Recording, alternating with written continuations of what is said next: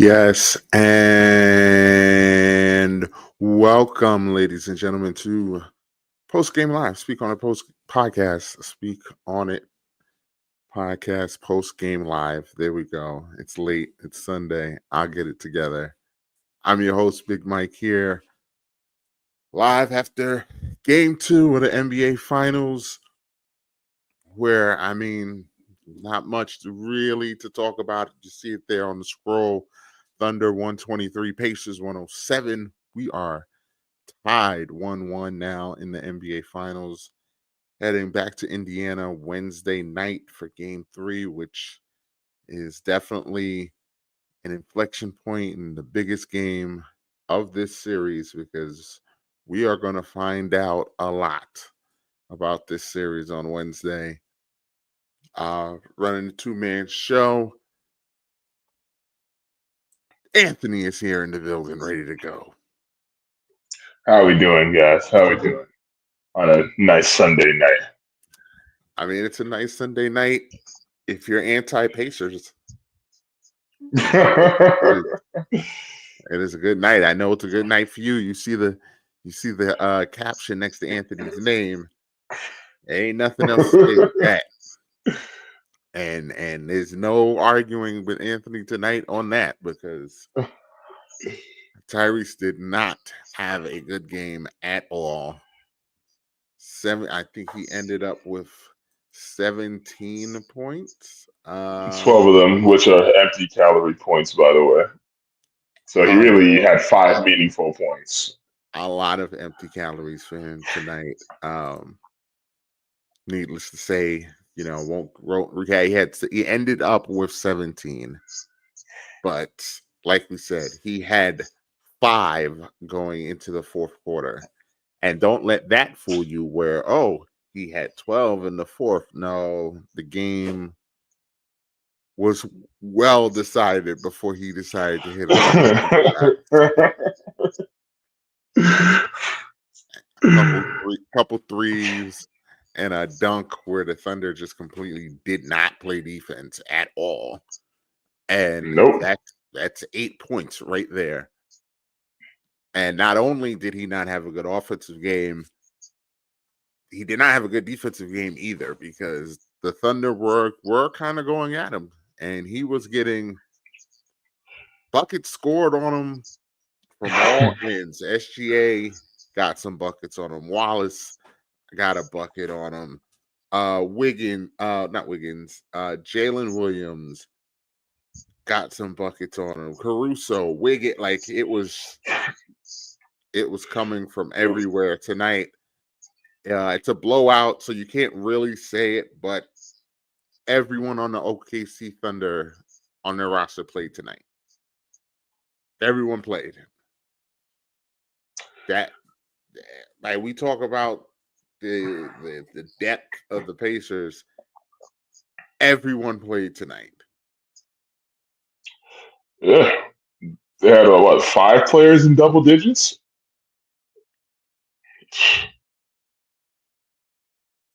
17 Thunder players touched the court tonight.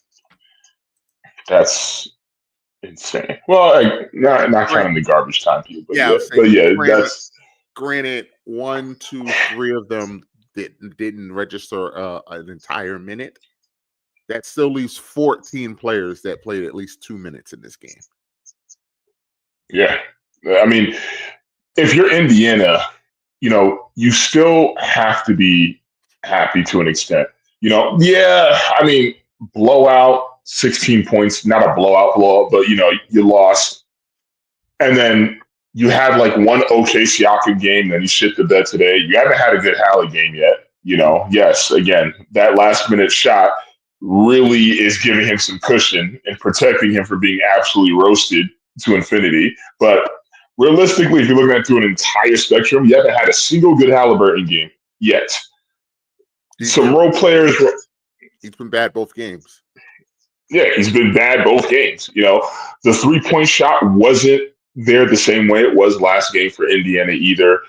Role players were okay. I think, honestly, Miles Turner had the best game today. And nothing against Miles Turner, but it's I think who was I talking to? Like when Josh Hart's the leading scorer on the Knicks, something's wrong. I know where you were going with it. Like it's no disrespect to Miles Turner, but if he's leading them in scoring, if he's having their best game, they're in trouble. Yeah, Siakam, you can't go 3 for 11. You can't. He has to step up too. I know we've been getting on Halliburton. We're finding out that Siakam is the most important player to this team because you can literally trace it now with this entire playoff. When he plays good, they win. When he plays bad, they don't. Forget Halliburton. Halliburton is an accessory. Siakam is the key. And the Knicks never stopped him. And that's why the Knicks are home. Cleveland never stopped him. And that's why now Halliburton went off in the fourth quarters on them. But if you go back and look, Siakam had a good game in all those games. Mm-hmm. The Milwaukee series, Siakam had a good game in all those games.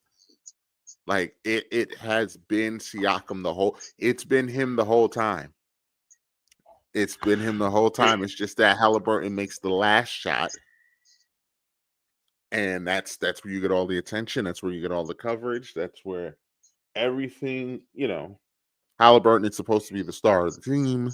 So, of course, who knows what that is anymore after the conversation I had with Dylan today. Who knows what star of the team is anymore. But again, it's like it's very laughable when I see people, and again, even after game one, people are like, I saw some posts on, but there's no way you could possibly think that Brunson is better than Halliburton. I'm like, what? He didn't even play well today. He just had a shot. And he just played awful again today. Like, you can't just not do nothing the whole game and then just try to show up in the fourth quarter. Like, showing up in the fourth is good, but you also have to show up the whole game too as well. Like, you can't do that. Like, Halliburton's been kind of like a roller coaster this playoffs, if we're going to be brutally honest. He'll have one game where he's super aggressive, then the next game he'll drop like 12 points and struggle the whole game. Like, and he'll keep kind of doing this. And kind of like what you said, Siakam's the glue.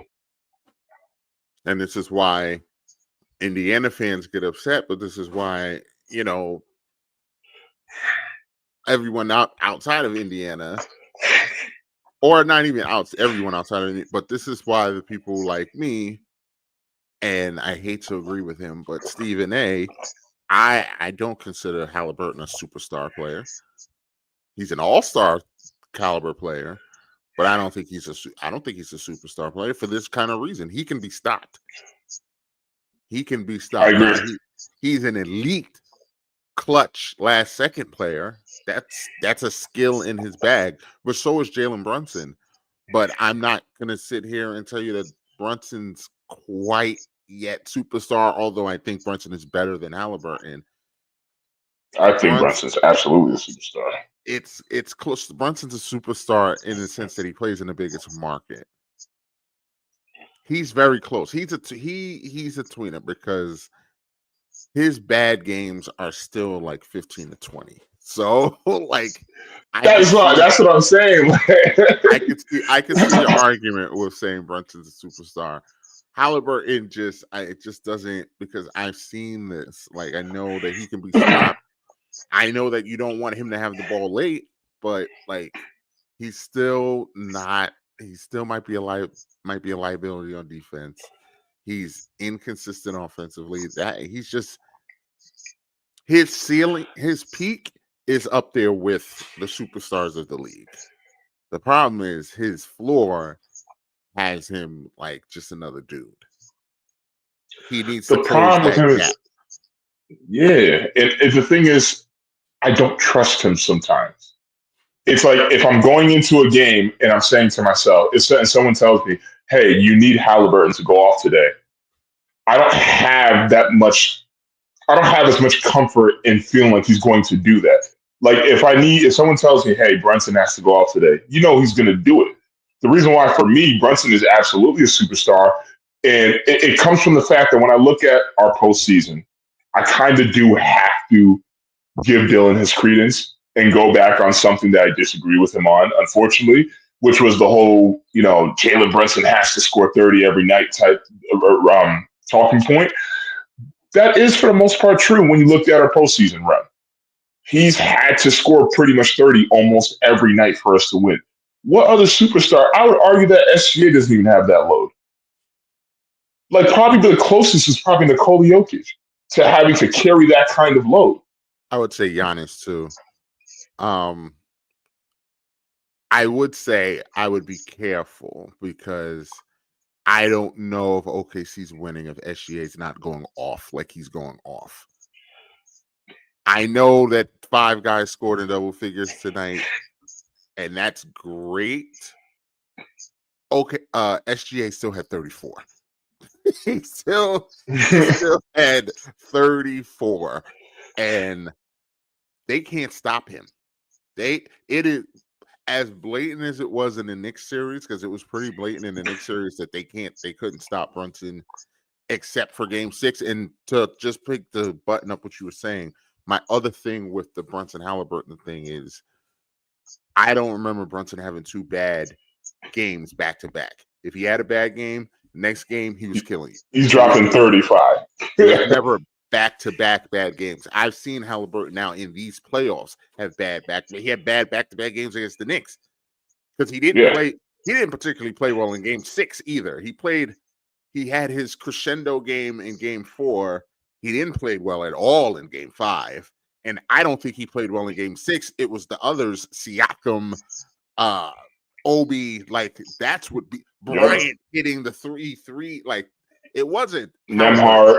Yeah, like Nembhard one game, like it wasn't Halliburton that won game 6 for them. So I would say that he hasn't had a good game since he had that crazy game against the Knicks. And if you remember, in game 3, he did not play well in game 3 either. So like if we're being real, he had game 3, he played bad. Game 4, he played great. Game 5, he played bad. Game 6, he played bad. Game 1 of the finals, he played bad. Game 2 in the finals, he played bad. He's had a bad 2, 3. Like he hasn't played well in like 2 weeks.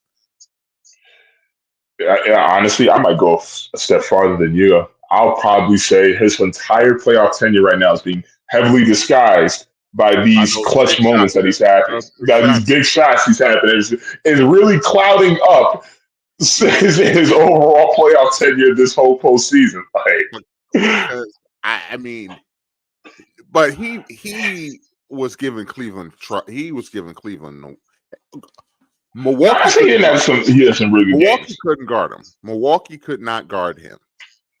Cleveland, it was up and down, but his ups were just more so when he. And like I said, the Knicks, I don't really think he had the one shot, and he had the game 4 where he played as good as he could play. He played out of his mind. I don't really think he played all. There's a reason Siakam won MVP. Like, but what was his stat line in game 4 again against us? I'd have to go. I can pull it up. Let me see.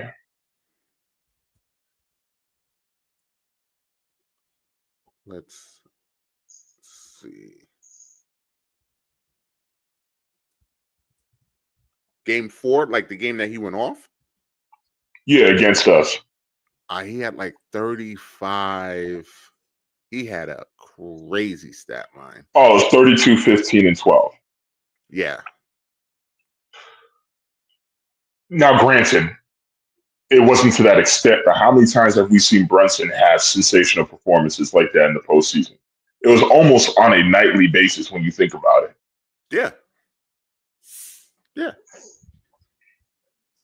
If you want to talk about clutch shots, I mean, he literally sent the city of Detroit packing. So it's not like he didn't have his clutch moments. His clutch moments were the entire fourth quarter, or at least a damn near 5-6 minutes left in the fourth quarter. That was he had entire clutch portions. Tyrese had clutch baskets. Brunson had clutch portions of games where he just was like, "Give me the ball."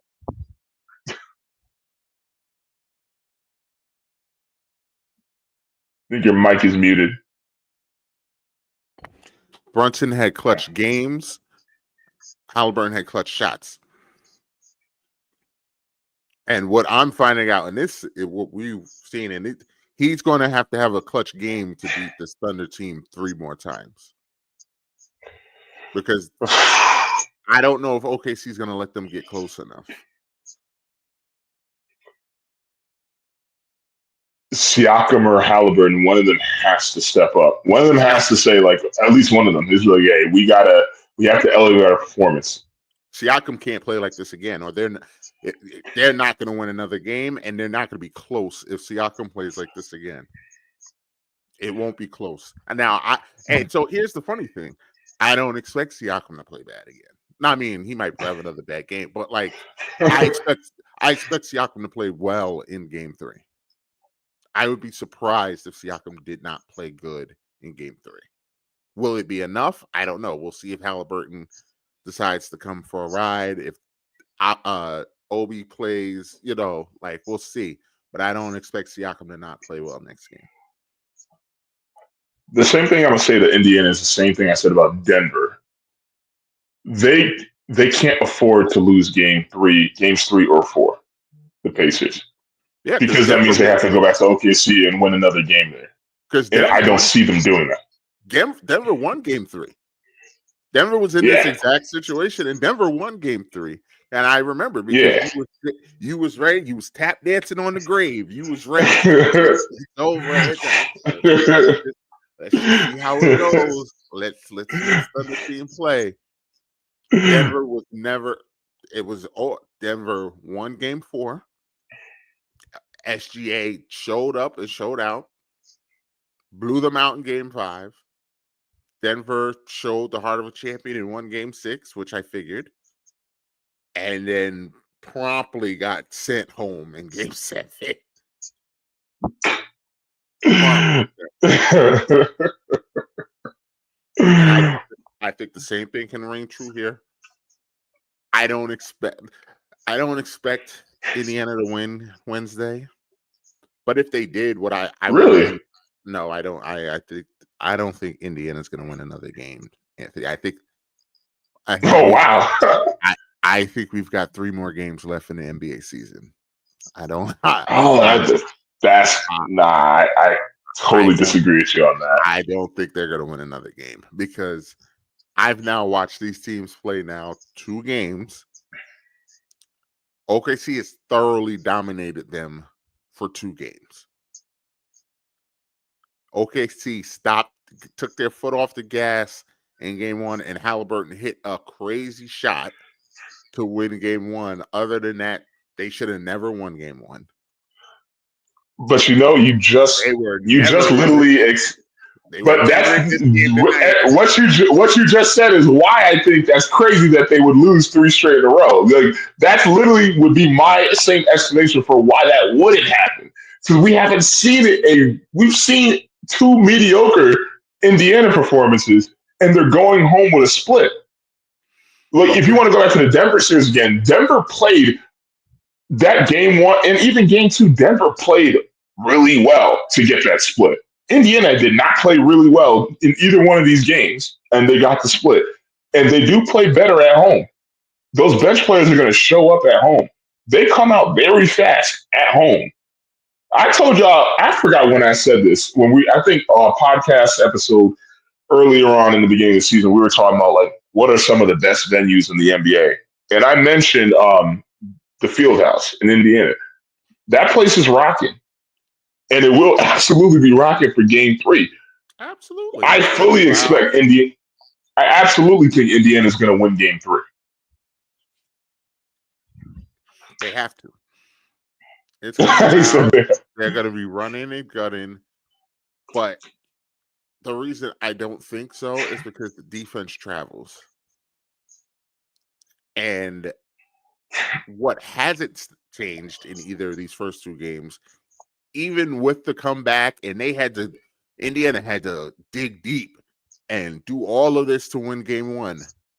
They scored 110, 111 to 107 in Game 1.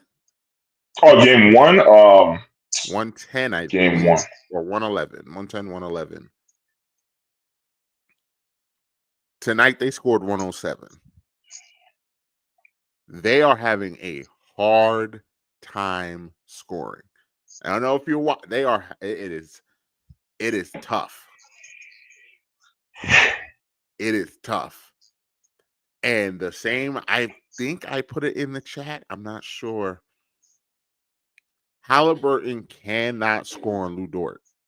Like, he can't. He can't. So I don't expect none of that to change. Indiana, OKC, like, they're just better than them. They're just better than them. Defense travels, like I said. Could Indiana get hot and go off? Maybe. Could SGA have a bad game? Yeah, he could. But you saying that, Anthony, J-Dub still hasn't had a good game. 2 games, he still hasn't had a. I know he scored tonight. He scored 19, but he was 5 for 14 and 1 for 5 for 3. Like, he still hasn't had a good game.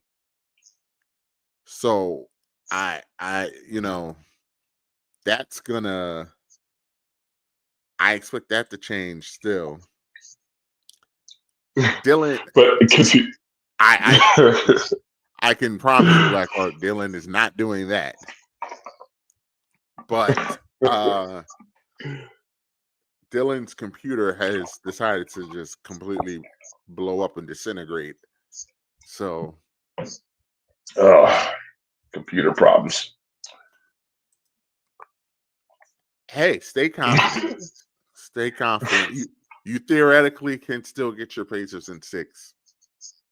Because my thing is, personally, OKC's best player has came to play this series. We're still looking for Indiana's best player or players to show their faces at the end of the day, and they still haven't. And again, I'm still going to just keep beating this point until Game 3 is, again, for them to still play the way they played these first 2 games and they're going home with a split. I mean, if I'm a Pacers fan, I'm still happy about this. I mean, you look at today's game, they weren't as sharp, I believe, from 3 like they were in Game 1. They had some open looks that they missed. Now, granted, OKC did play some better defense. I'll give them that. But kind of like what you mentioned with Halliburton, yeah, Lu Dort's going to have him in hell for the rest of the series. That's just what it is. But what's the theme of this episode? What's the theme of this pod so far tonight? Siakam has to show up. He can't go 3 of 11 with how many points he had? 13 or something like that? He had 15. Yeah, 15. You can't. That's not doing nothing. You need, especially if Halliburton's not showing up, you need at least 25, realistically, from Siakam. 23 to 25, especially when Halliburton's not showing up. Like, Halliburton had his flurry, so that's how he ended up with the most points. Barely.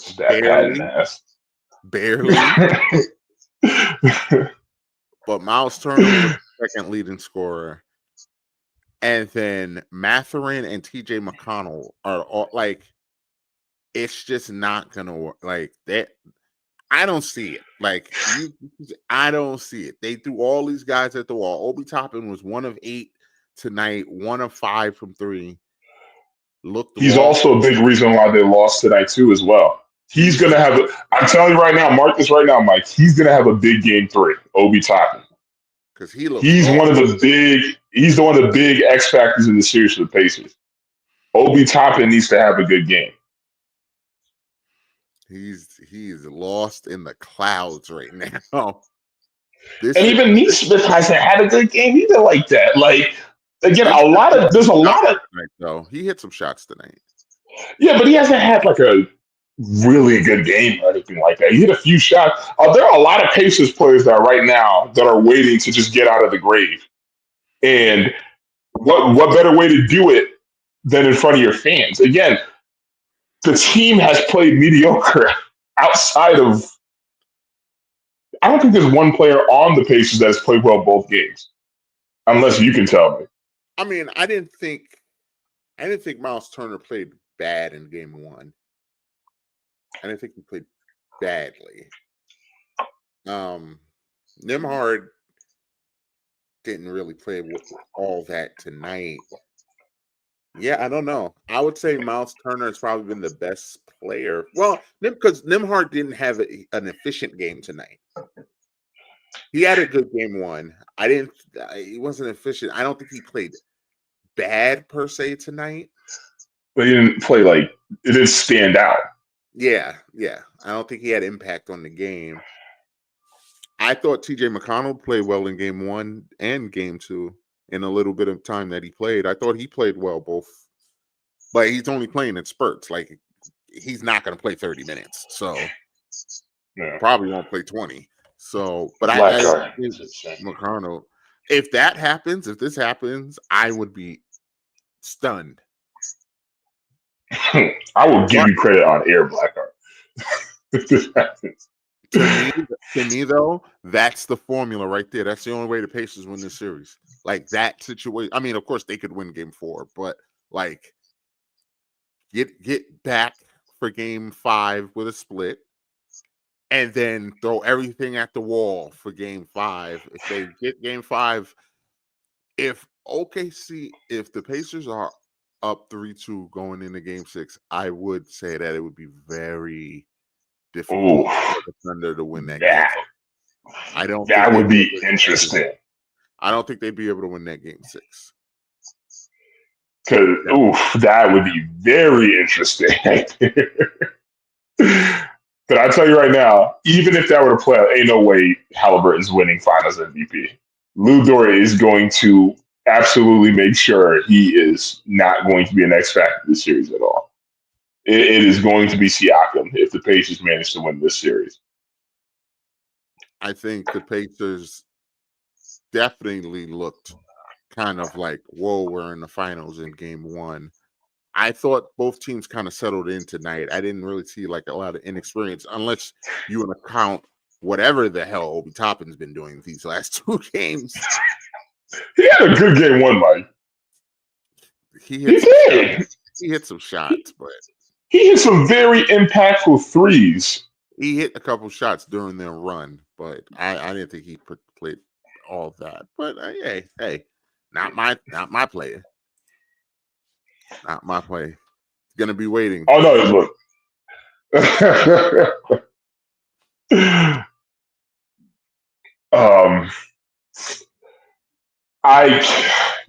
I want to sit here now. I can't see a scenario where Indiana wins both home games. They're splitting. They're going to split the Indiana games. That's who it's going to come back to OKC tied at 2. That's honestly my opinion right there. And even if that happens, the series is still over because OKC is going to win game 5.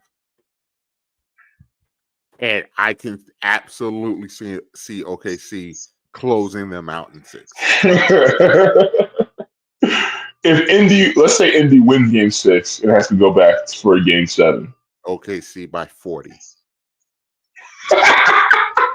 He said nah. If the Thunder get to 3 wins, this series is over. I don't care when they get to 3 wins.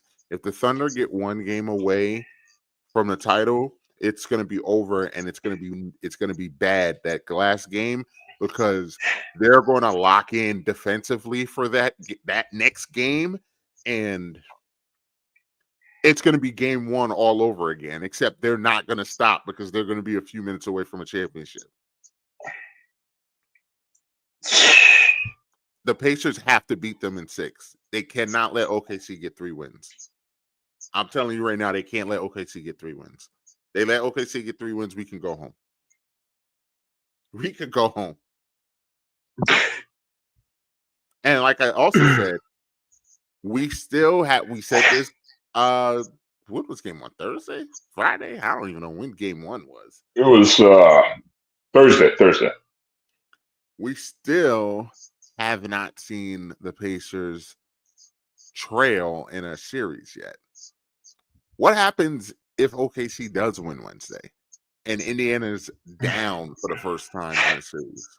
Are they just going to fold up like the front runners that me and you suspect? Or are they going to rise up? Because I can also tell you this. They lose game 3 and game 4, they're going to lose by 40 in game 5. They're going to get ran. They're going to get ran. It's going to be. It'll be over by halftime. If they drop the 2 Indiana games, they're getting run off that court. It'll be over by halftime. We could start post game live in the third quarter. We're gonna start it while we're still playing. Start it in the third quarter. That game's gonna be over. Blackhawks calling for 2-2. We'll see. I'm a Blackhawk on this one. It's gonna be 2-2 going back to Oklahoma. Keep that energy if the Pacers win game 3. Remember, you said this because I feel like y'all gonna be puffing your chests. Say, oh, Indiana's about to do it. Indiana's gonna go up 3-1 now. Well, all right. So, let's flip the script for a second. Let's go into this hypothetical situation. Let's say Indiana takes both home games. Does your stance change on this series? No. No. The only thing that changes is Thunder in 7. That's the only thing that changes. Because let's say the Pacers do that, right? They win game 3 and they win game 4. They're up 3-1. They'll get ran off in game 5. You telling me you don't see a world where OKC runs them off the floor in game 5? Well, no, I see that. I see game 5 being run off. OKC steals game 6. And then OKC blows them out in game 7. Well, here's the thing. I do see that world. However, hi, Christy.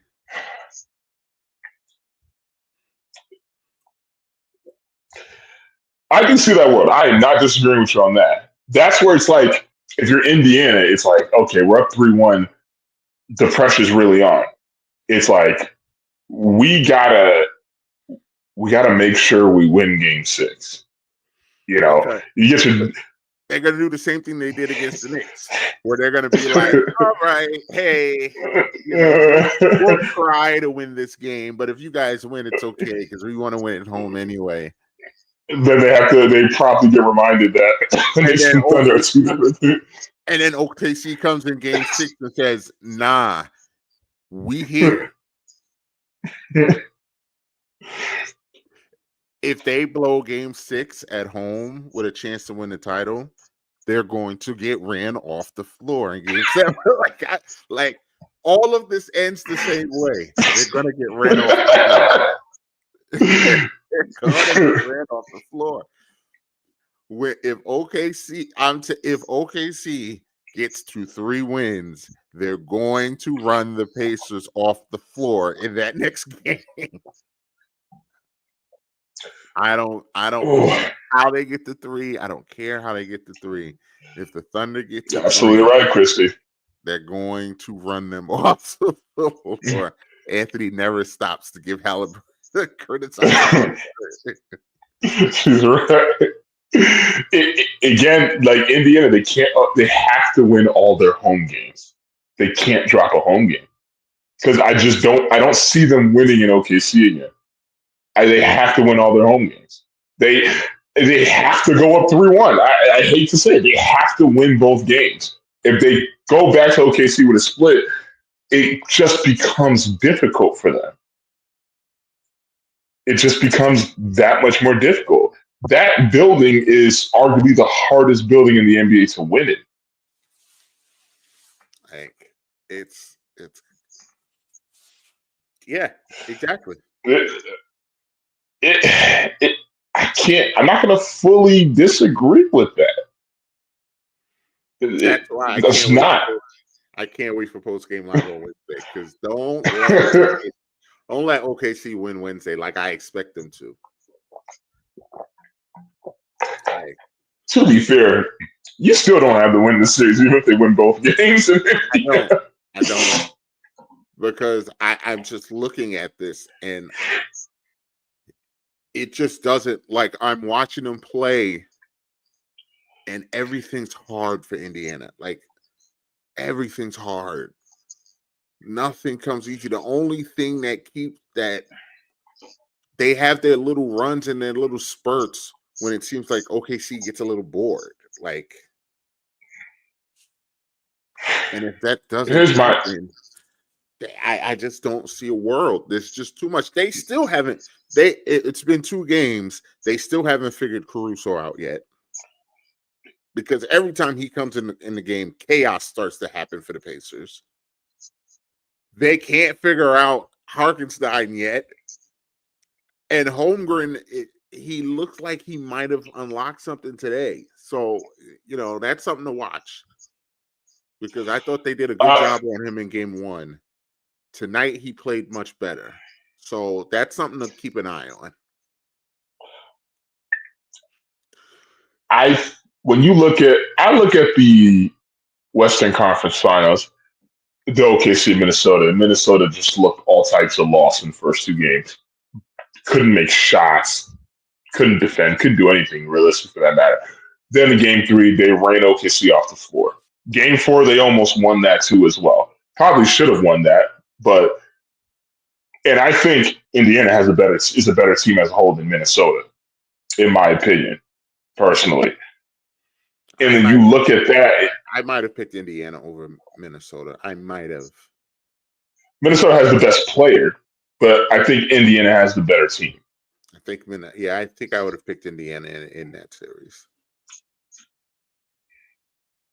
So my thing is, yes, OKC, you got to give them all the credit. Where they play such suffocating defense, they do, but it's not. They don't play. They don't play every. Oh, they don't. They don't play it every. They don't play it every night. Black Heart. Shit like that.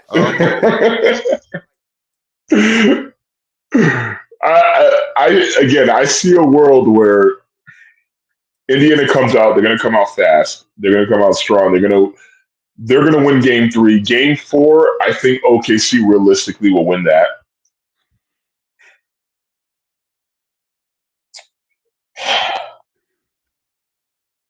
And then game 5, This is where I just stop. Like I just get a brain fart. So I'm trying to conjure up a situation where Indiana can win in this scenario, but I can't see them going back and winning another one in this building. It's just my brain just stops every time I get to that point.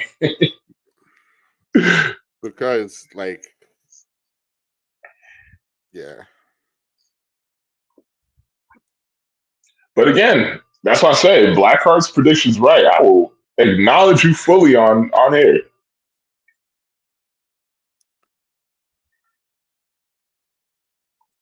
Blackheart has turned this into Def Comedy Jam now.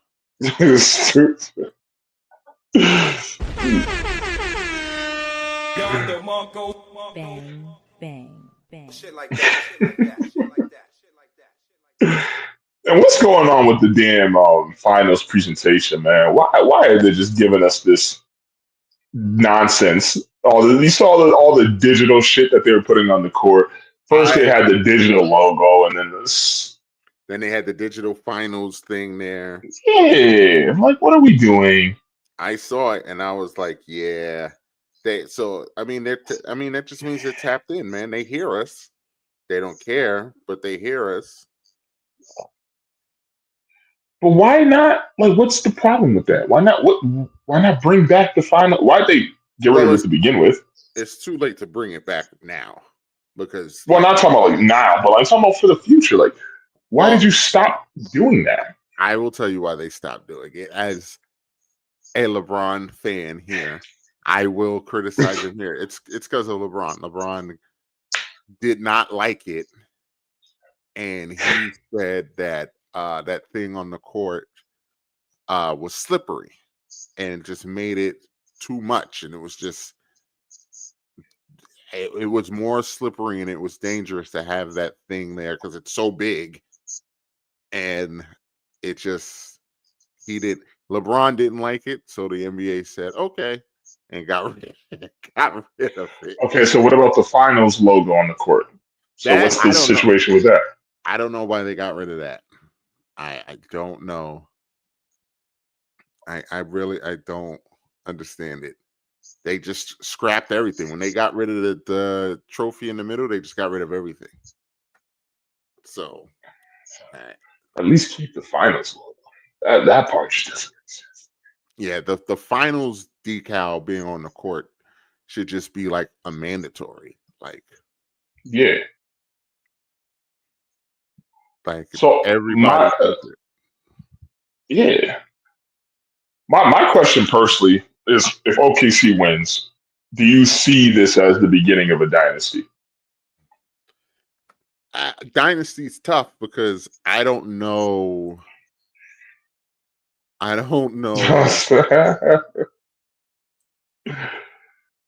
Dynasty's tough because I don't know how these dudes feel about their money.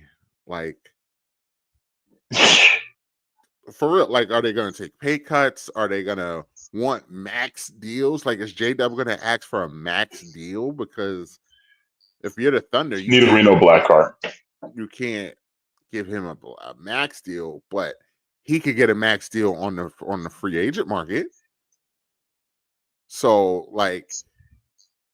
you're going to have to give Chet Holmgren a max deal the way he's progressing. You're going to have to pay SGA. It's there's two. The thing we praise them about is going to be their downfall. There's too many of them. You can't pay all of them. So, and they all are around the same age. So, how does that work? I don't know. I don't. So Dynasty, no. And the way the NBA is constructed, the NBA doesn't want that anyway. So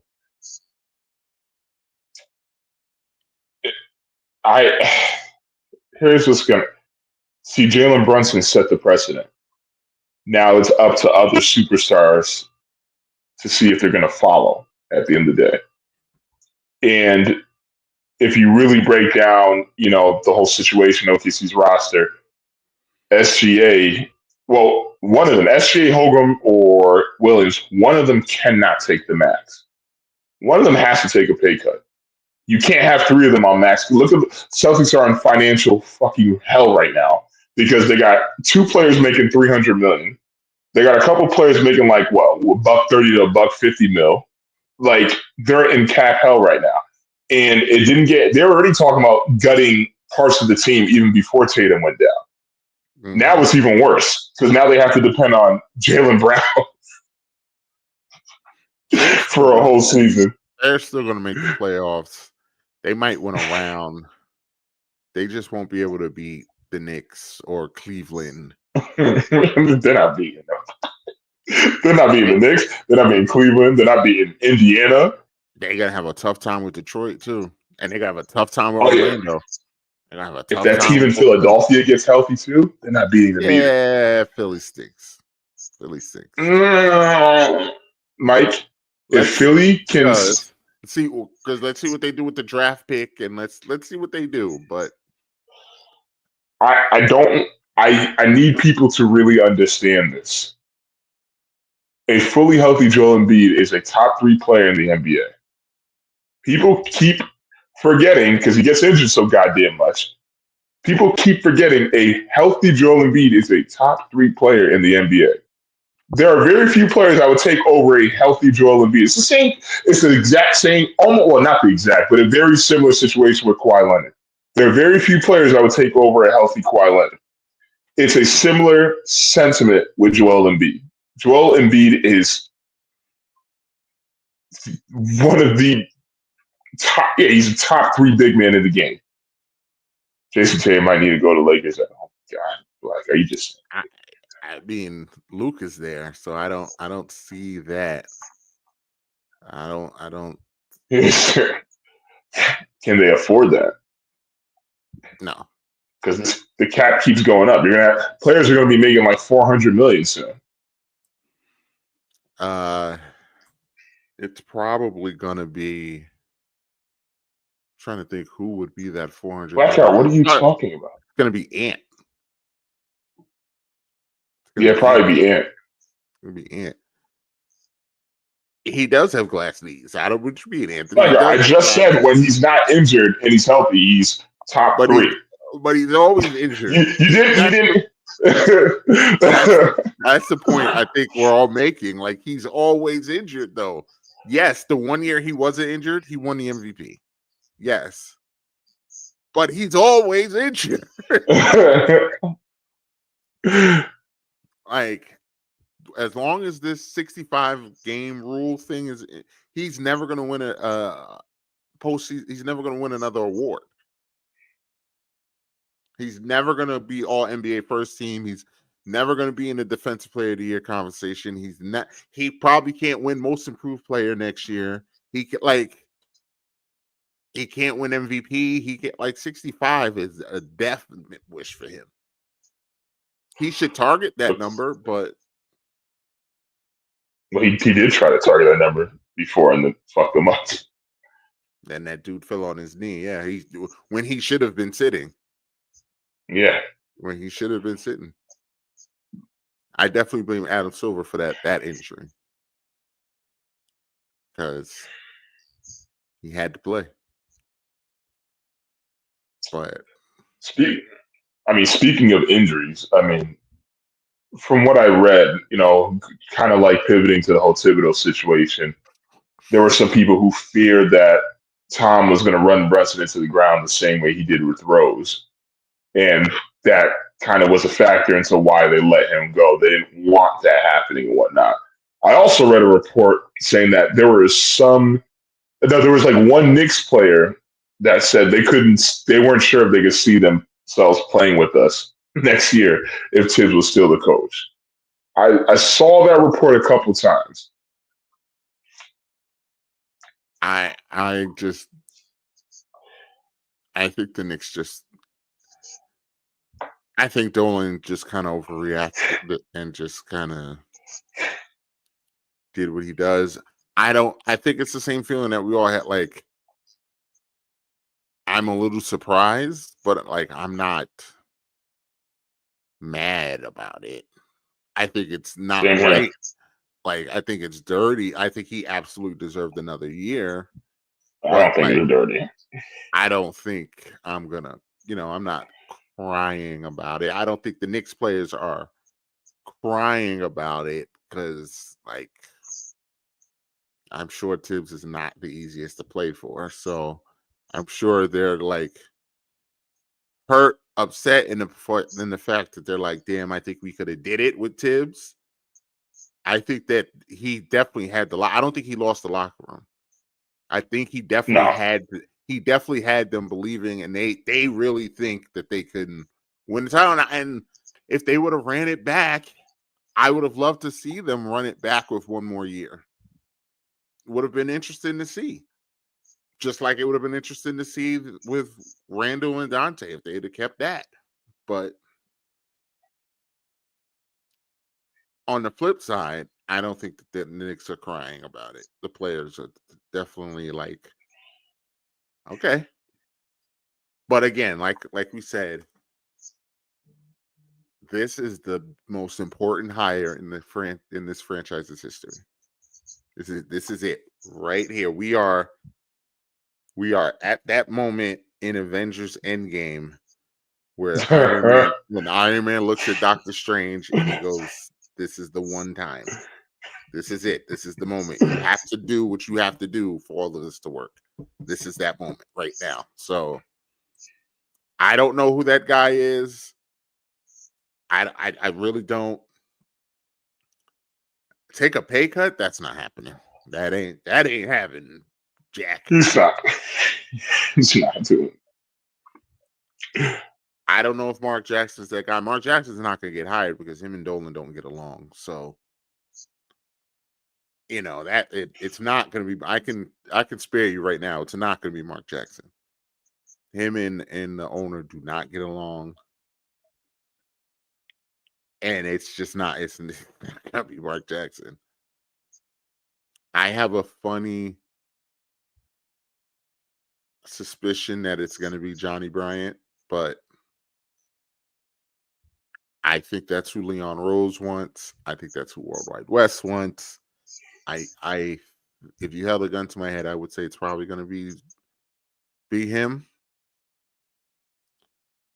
But, like I said, like we said, Mike Malone's sitting there begging and pleading. But we'll see. Jason Kidd would be interesting. I'm not. They already denied our request. Okay, there you go. Because I don't know how. I mean, that would be interesting. I don't know how I would feel about Jason Kidd. He's a good coach. I feel like J Kidd's a good coach, but I don't know if he's a great coach. Not yet, anyway. We'll see. Here's another thing.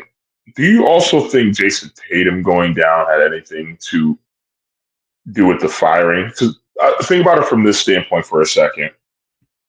We beat Boston this year, and we're almost guaranteed that for at least 1 year, they're not going to be in our way.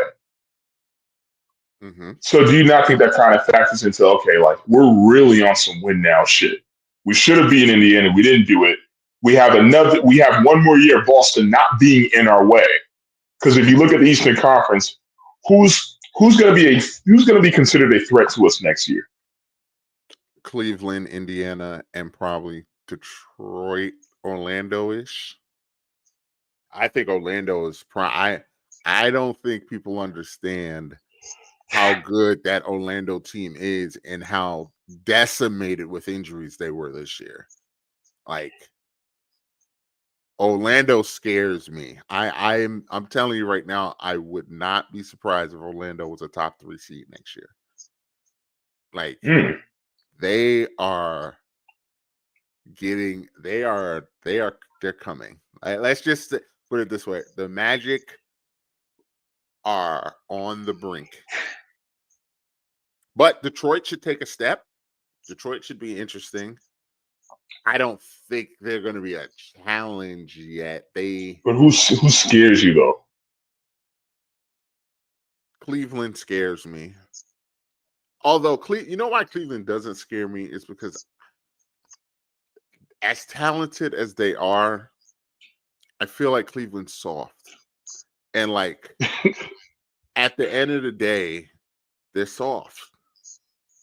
Like, unless they do something about that and get somebody on there to help them with that, they're soft. Like, watching them watching them lose to the Pacers just further lets me know that that I was right. That the Knicks would have beaten that Cleveland team. They would have beaten that team because the Knicks would have been too physical for them. They would have been too physical for them. It also lets me know Boston would have beaten Cleveland. I thought Cleveland had a chance against Boston would have beat them dudes.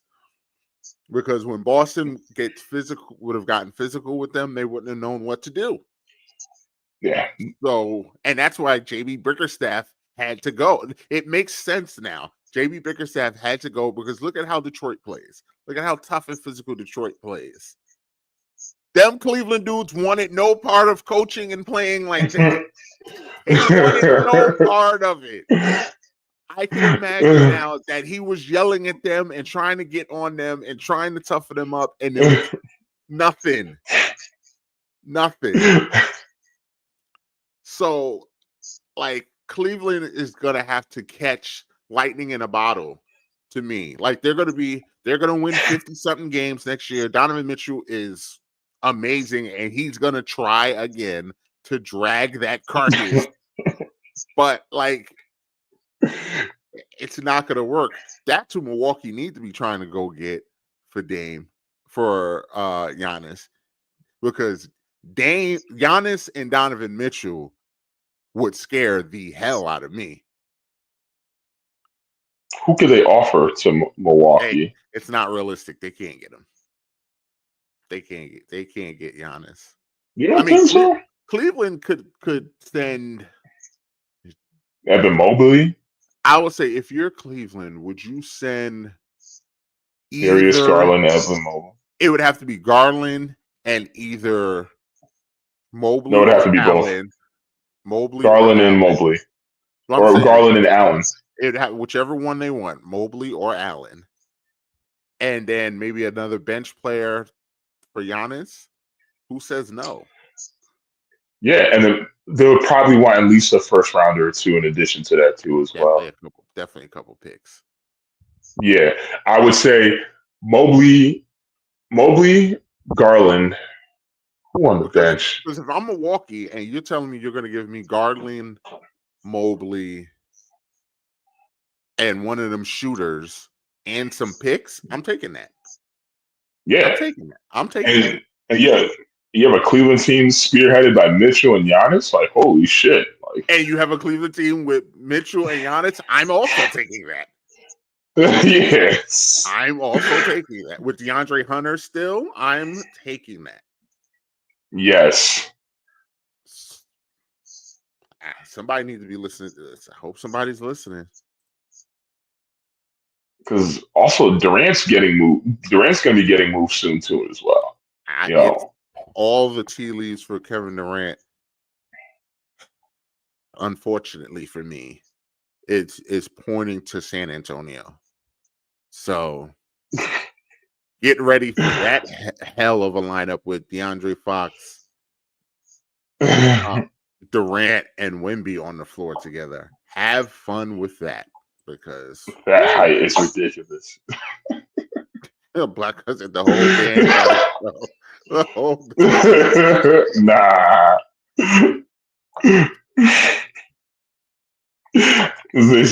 No, they're not getting rid of too much debt at the end of the day. Because again, Giannis is better than fucking Mobley. Listen, if I have to get rid of Darius Garland to get Giannis, I'm not complaining like that. I think Darius Garland is a good point guard, but I don't think he's that great, in my opinion, honestly. I mean, and I give him credit for that. No, sorry. I was going to say that trade makes sense because you have Garland there while Dame's hurt. And we know that Garland can play in a 2-point guard system. So you telling me I have Dame and Garland running the floor together with maybe Evan Mobley? I'm with that too. Yeah. And you got first round picks to keep building. That's a good trade right there. If I'm Cleveland, I would look into that, but they're not going to do that. Nobody listens to me around here. I'll tell you right now, if Cleveland were to get Giannis, we'd have to get Coach Speaky. Nobody listens to me around here. That might be enough to dethrone James Travis. Like, yeah, Dame is going to be an interesting. Could be interesting because the blood clots also play a factor in this healing. Like, KD goes to Dallas. I don't know what Phoenix would want in that trade, because if you're telling me you got KD, AD, and Kyrie somehow, I know they old, but listen, if you again, it's the same thing Anthony just said. If you can get them three healthy, and Cooper Flag too, with Cooper Flag and PJ Washington or Gafford, or listen. Well, Gafford's probably gonna be gone. He would have to be in that trade. I'd say I don't know what Phoenix would want though. Because if they PJ want Washington would probably be gone too as well if you think about it. if they want AD, I'm going to say no. No, I'm 80 has to I'm stay. Dallas. Kyrie's I'm Dallas. never. I'm no, No. not going to happen. So I'd probably give Gafford, Thompson, and probably one first round pick. That's it. Because again, KD's 37. You got to think about his age too as well. The age is a factor. I'm not going to shake the house for a 37-year-old. I'm sorry. I don't care who it is. What if Phoenix asks for Gafford, Lively, and the pick for Cooper Flag? Fuck no. Again, it's like I probably still wouldn't do it, but they have to. Yeah, it's tough because Phoenix does have to. Because you look at the overall. Look at the stars right now. AD's getting up there in age. He's already 30, just turned 33. Kyrie's just coming off an ACL tear, and he's 34. You have superstars that are getting up there in age. You have Cooper Flag, who's potentially your future. You bring why move that for 37-year-old Durant? Because Kevin Durant still has. I'm gonna sound like her, but Kevin Durant still has people fooled and thinks that he's 25. He's not that guy anymore. Not that he can't play. Not that he can't play. KD absolutely can play. But KD, I said this before, KD can't be the one anymore. He can't. He's injury prone too as well. He can't be the one. Like it sounds crazy saying this, but he's not good enough anymore. He cannot be the one. It's not crazy at all. He has. If he's the second best player, then I'm all for KD being your second best player. He can't be the best player anymore. Yeah. The reason why LA is fine is because they have Luka Doncic to carry the torch. Dallas needs that same person in that situation and whatnot. And again, it's not like, granted, again, Kyrie and AD, they're not 41 years old, but they're getting up there. And you just don't want to make that team even older with Kevin Durant.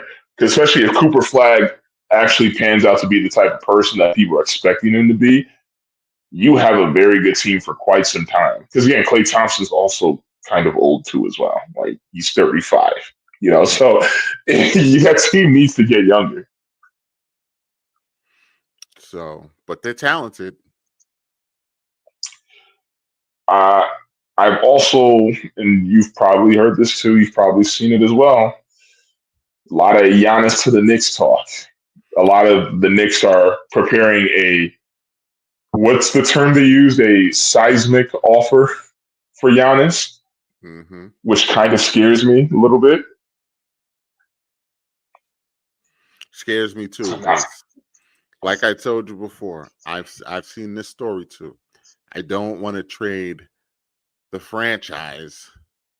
Like I don't want another Carmelo trade where we trade the whole team for one player and then just kind of pray after that.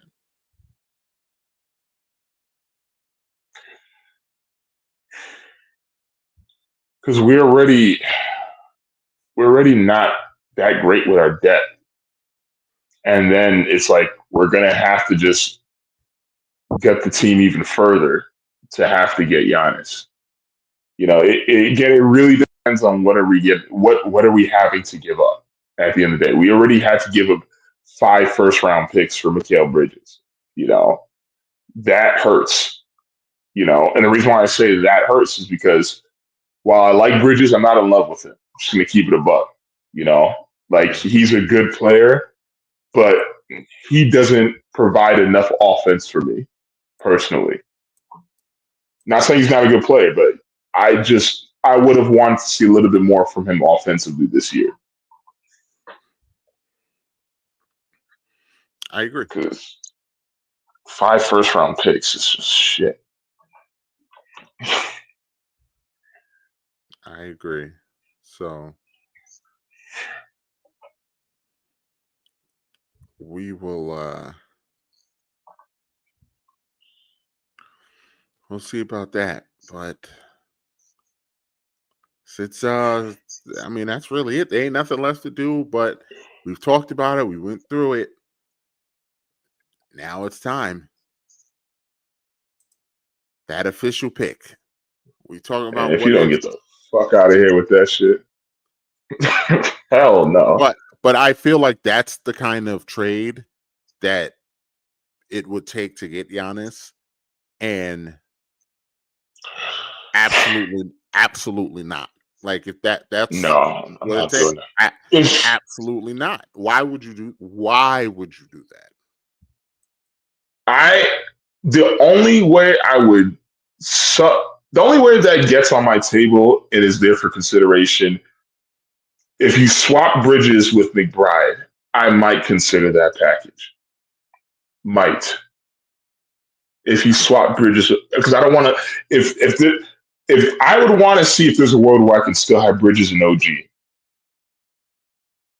and then have Giannis on my team, like this whole scenario right here. Because again, obviously, I don't mind Cat and Hart going for Giannis. If there's a third player, I just don't want that to be Bridges because I still like him for his defense too as well. He's still very valuable to us. McBride is a promising player. I think he would do well. No, but Blackheart, that wasn't a bad offer. That wasn't a bad offer. Personally, I wouldn't do it, but most of that offer, I'm not against. I just think that, hey, you know what? Let me see if I can keep Bridges. I'll give them Hart and Cat, but let me see if I can keep Bridges and throw in McBride. Promising talent. He could turn into a starter. I would consider that. I don't want fucking Bobby Portis. Portis is interesting because he makes a lot of money too. So, yeah, he makes too much money for his role. Actually, you know what? As a bench player, I don't know if I take that back. I don't think I would mind. I wouldn't mind Portis on the bench. I wouldn't mind him on the bench, but yeah, we can ship him campaign and get Portis. I wouldn't mind that. Sure, you would ship campaign for that. Hey, it's the right chips. I definitely would do that shit. Listen, you're basically mortgaging a year or two to decide what to do. I don't know if Dame is playing more than 2 or 3 years, maybe. I don't know what. I don't think we're going to see Dame playing for another couple of years, to be honest with you. He's 35 now. Torn Achilles, blood clots. Jesus. I can't see him playing past 38. Whenever he comes back, it's probably going to be his last season. Or maybe one after that, which would be 37. Yeah. So. Well, whatever Milwaukee does, they need to make sure they get their money's worth. I mean, Dylan did mention a trade package with the Nets, because the Nets have so many draft picks. My only thing is, if I'm Milwaukee, do I just really prioritize getting a bunch of draft picks, or do I get a combination of both, good players and draft picks? Because if that's the case, then I don't see what compelling offer can the Nets make that includes like good players. Mm-hmm. And that's the question. I don't know what Milwaukee's looking for. Well, we will see. So what is your official pick for Game 3 Wednesday when we log on for post game live? You think we will be what? We will be 2-1. Indiana will be taking control of this series, 2-1. This will be the Pascal Siakam game, Game 3. I think Indiana will win handily too as well on top of that. This is probably going to be a 20-point Indiana win. Okay. All right. We will clip that. I think OKC went a close game. Give me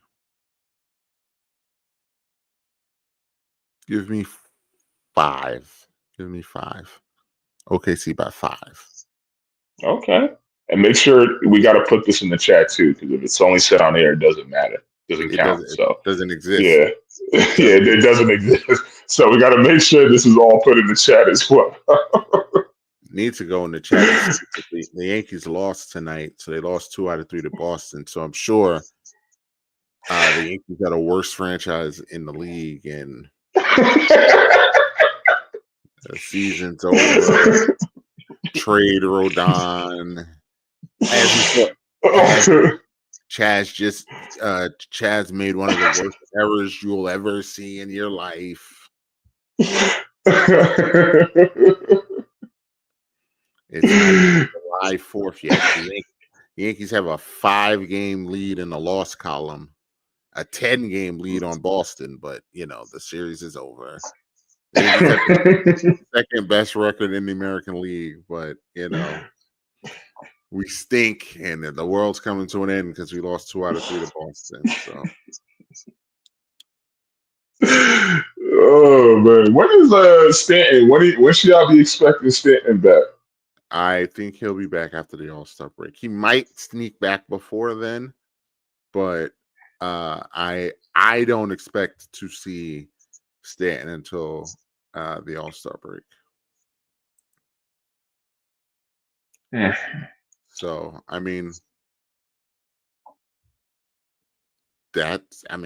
wasn't expecting to see him until August, September. So the fact that we might get him, I think we'll see him within the next month.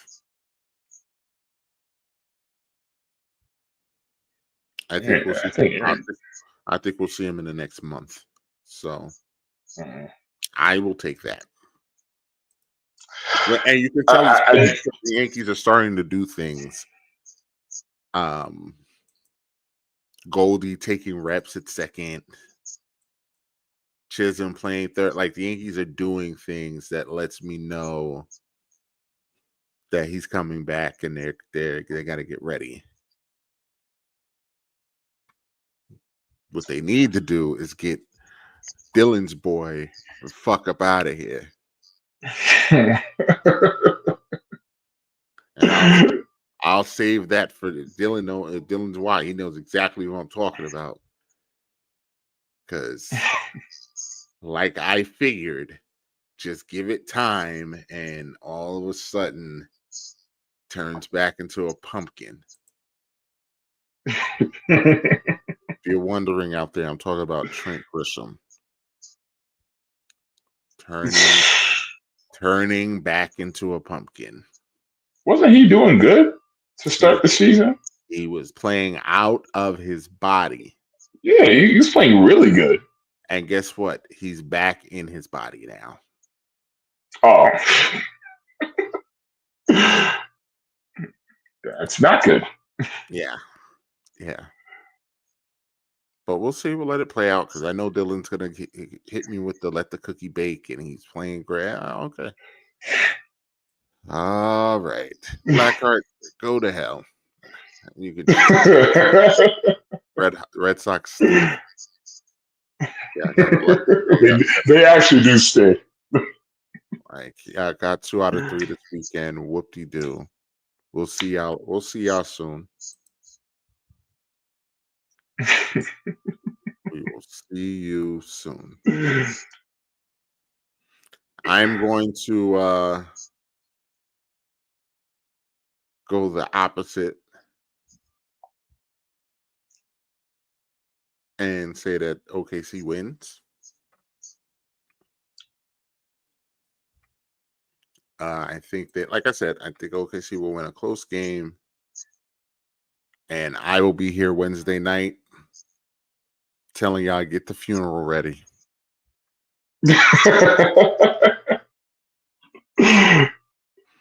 Line it up because Friday night. I would wait Wait I till would wait Friday. until they win game. Wait till Friday. If they win game 4 and it's 3-1 OKC, absolutely we should do like a pre-funeral service. If they win game 3 and 4, like I think they will, I might come in here Friday night in all black. I might come in here and get it ready. Get it ready because it's over. You have any I'm hims or hers before we get up out of here? Do I have any I'm hims or hers? Trust me, if Let me. OKC wins game 3 and 4, the body might be warm, but it's on life support. I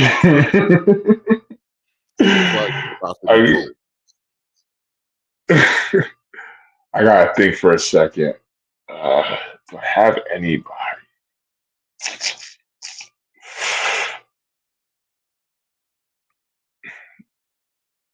I do have an I'm her. Definitely give Coco the I'm her.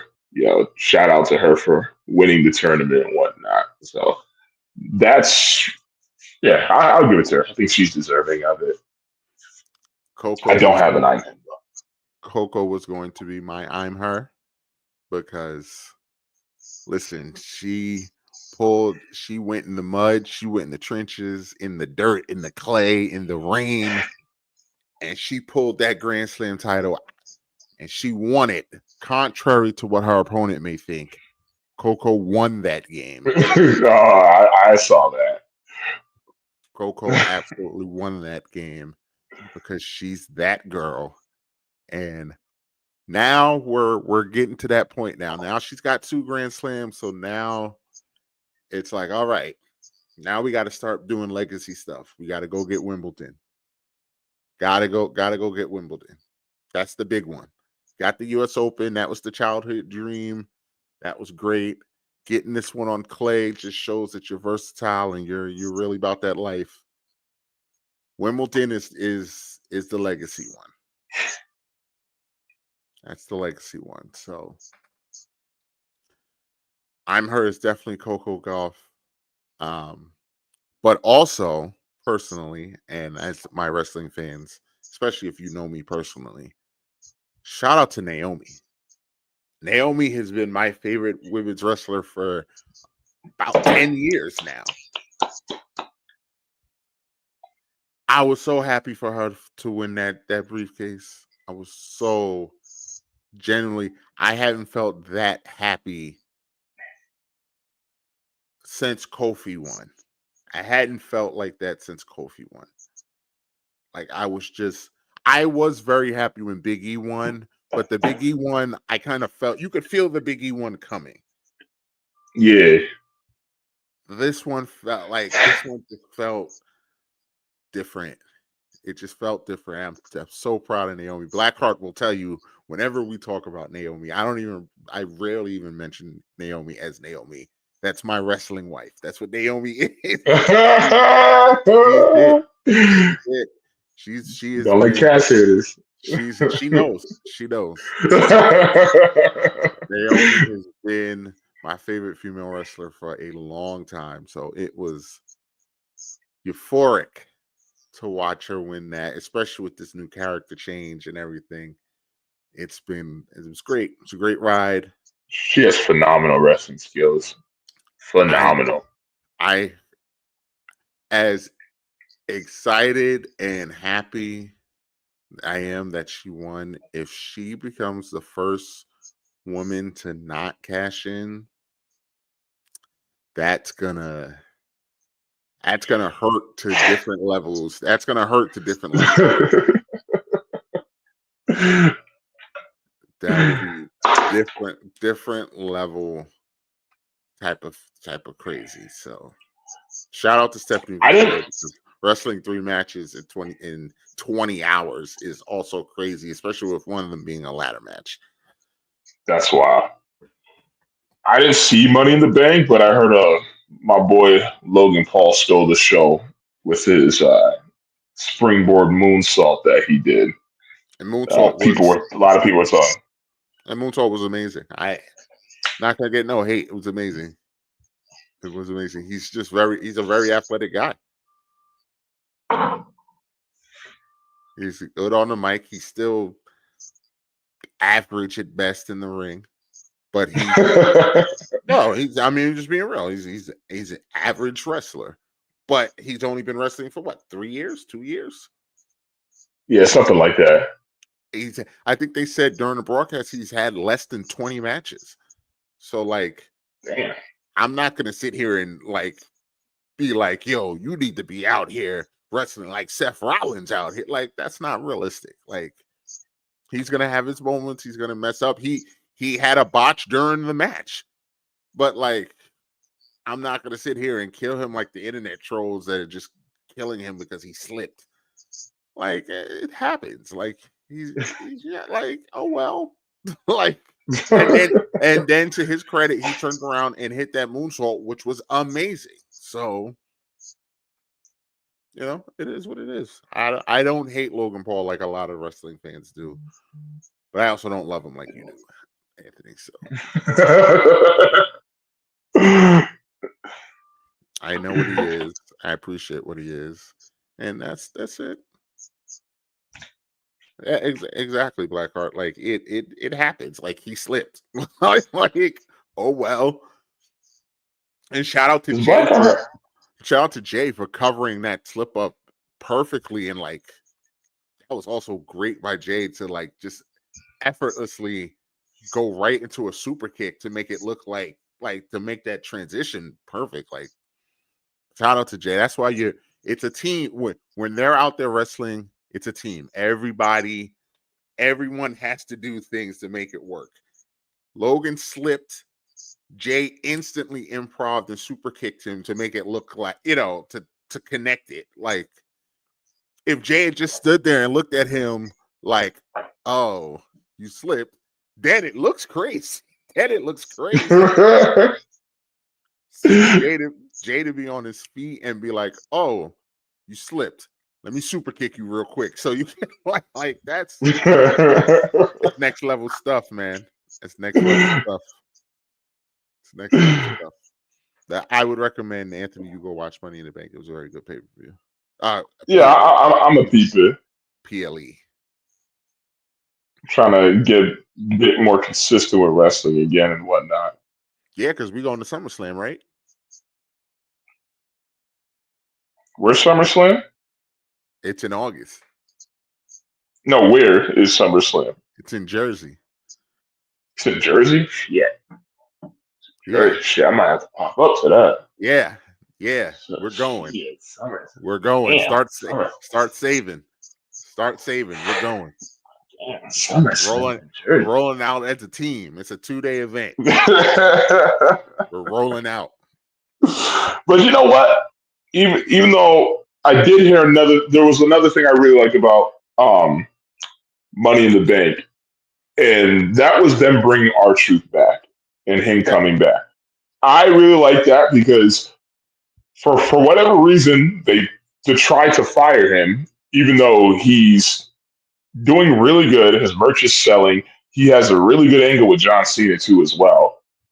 And shout out to John Cena for doing his best to keep him there, because I heard that, a big reason why he wants to do an angle with R-Truth is so that management would not cut him, and thank God it worked, So I'm glad that they decided, because apparently it was like a 72-hour decision reversal from what I heard, to not cut him and actually bring him back. So I'm happy that he came back. Let me tell you, Ron Killings. I know Blackheart's going to comment on it because it has had the wrestling world. It's crazy how R-Truth has had the wrestling world in a frenzy for the last 2 weeks. He's been the most talked about wrestler for the last 2 weeks, between his program with John Cena, then him getting released, then all the hoopla with that, and then him popping back up on Saturday at Money in the Bank. Shout out to Truth, man. It's sometimes guys are just over. Sometimes,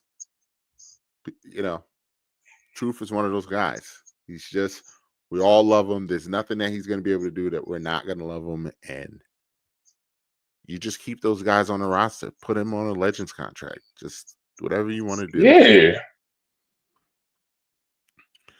But we are going to wrap this up. It is late. I have work tomorrow. I don't know if Anthony has to work. I do have work tomorrow, unfortunately. We are out of here. Hopefully, Breezy wakes up from his slumber that I'm sure he's going to tell us that he's in. Hopefully, Geek Squad fixes Dylan's computer for him that he broke and won't admit that he broke. But he broke.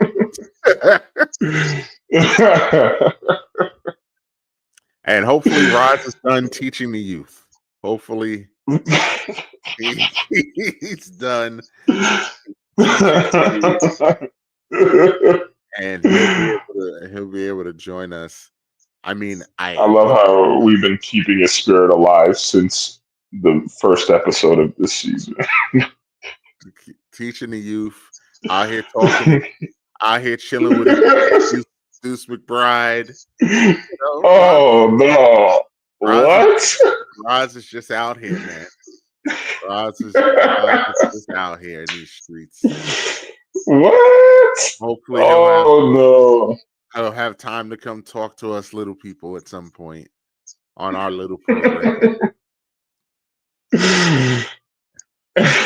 But for Anthony, I am Big Mike, and we will see you Wednesday night after Game 3.